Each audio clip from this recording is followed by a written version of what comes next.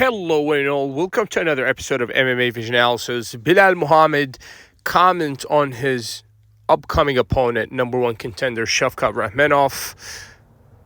Very interesting comments coming from the welterweight champion. We're going to get into those, add our own comments before getting started. Make sure to like, subscribe, click that notification to get all of that is new from this channel, your channel, the one and only MMA Vision Analysis.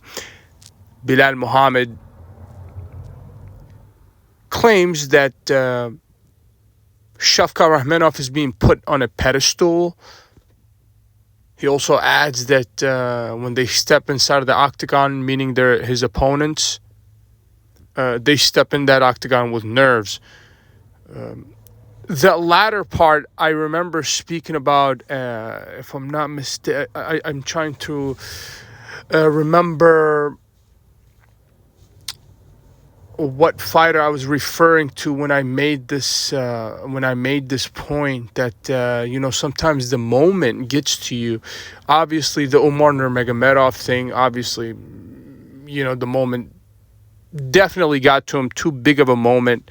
The one against Miradvilashvili. This is not to discredit the latter from having a phenomenal, one of the best performances that I've ever seen for Mirab against Umar Nurmagomedov, a guy that was shocked by the level of the champion, Mirab.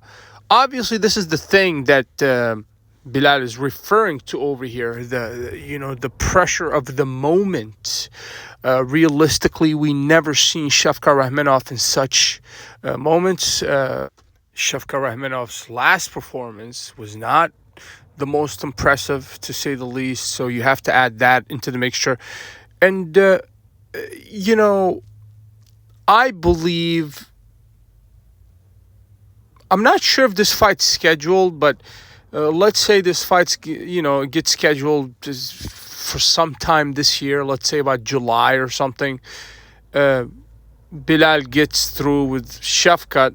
In all honesty, judging off the last performance for Shavkat Rakhmonov and the last performance for Belal, it's going to be a very difficult night for Shavkat Rakhmonov, with all respect. With all respect, I do understand the level of striking that he brings and all that good stuff, but he was not impressive last time around against Ian Gary, to say the least. It was a very it was an anticlimactic performance from both fighters, to be fair. It wasn't just from Shavkat. A matter of fact, some might think that Ian Gary was robbed that night. It was somewhat of a controversial decision. We're not going to talk about that. We're going to talk about Shavkat versus Belal.